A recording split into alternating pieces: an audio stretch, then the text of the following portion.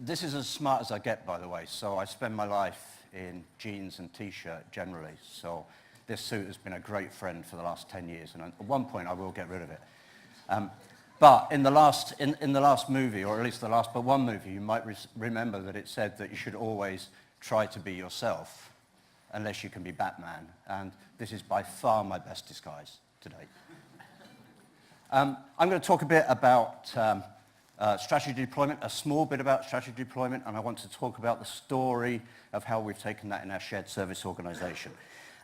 If you're taking photos of slides, be quick, because some of them might move rather fast. There are some words on there. I promise I won't read them all, and we'll move as quickly as we can. I think one of my big mantras in life is that every day is a learning day, and I've certainly had a great day today. Love the BT stuff. Love the two sisters. Not the prettiest two sisters I've ever seen, but a really nice presentation, having said that. So really nice day. I've learned so much today, but thank you very much. So I'm going to talk a bit about Lego. You get to see minifigures every now and again. That's one of the sheer delights of working for them. I'll talk about business service operations, which is our shared service organization. I'll talk about the why and some pilots and learnings and take it from there. So, our mission at Lego is to inspire and develop the builders of tomorrow. This is something we absolutely live and breathe. And it's the starting point from everything we do. And I wanted to start with this because it's also the start of our strategy journey, because it matters all the way down the pipe. Some fun facts about Lego, by the way. And how many people in the room are Six Sigma people, by the way? So this is where I lose you, okay? Because half of you will say, well, I knew that 915 million different ways of putting 6 bricks together, and then the other half will have your calculators out and you're trying to work out whether it's true or not. Okay. Personally, I don't care if it's true or not, it's just a great number. The other fact is that we are the largest tire manufacturer in the world.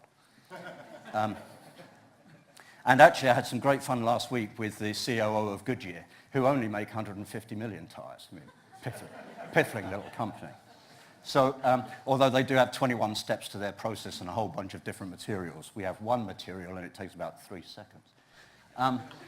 This, by the way, is either the least balanced bobsleigh team you've ever seen in the world, or the family. And at the top, this is taken in 50th birthday of Ola Kurt Christiansen, who started the business as it exists today in 1932. We're 100 years old in 2032, obviously. Even I can count that much. And the family there, the little fella at the front, was our immediate past chairman, handed over to his son now, and actually the structure has changed a little bit. So we're actually led now by a new CEO, who was ex-CEO of Danfoss, super guy, taking over from the fellow who really saved the business in 2003, Jürgen V, who is now, to all intents and purposes, part of the family and still with us. And a great ambassador for what we do. Based on that then is, oh, that didn't look right.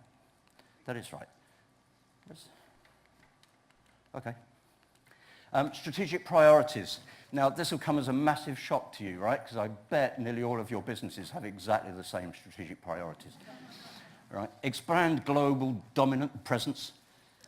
Leverage digitalization, of course, sustain the core commercial and operational momentum, and create the organization of the future. Now, I have to be honest here, so there are a couple of things I'm going to show you actually today that at the moment we've kind of stalled while the new CEO beds in and while we refocus. We had about 12 years of growth at a very sharp angle. We had a very flat year, particularly driven by the Americas in 2016. That's coming right back again. And so we've really focused specifically on those bottom 2 items. But having said that, a lot of work going on, of course, in the digitalization space. One word on RPA before anybody asks. Yes, we're having a tinker with it. I did see a presentation last year which said that RPA was kind of like teenage sex. So everybody's talking about it. Very few people have actually done it. A lot of claiming they have, and those that have done it haven't done it very well. A year later, I think that's moved a long way forward, I have to say, and I've listened to some great stuff. So in the BT with your 110 bots, I love naming the bots. That would be a very Lego thing to do, so I can see that happening very soon. Whether we give them all Danish names is another matter.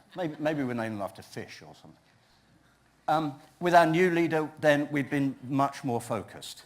So this relentless focus on our priorities. So we've narrowed down our scope very, very hard in terms of the things we're going to do.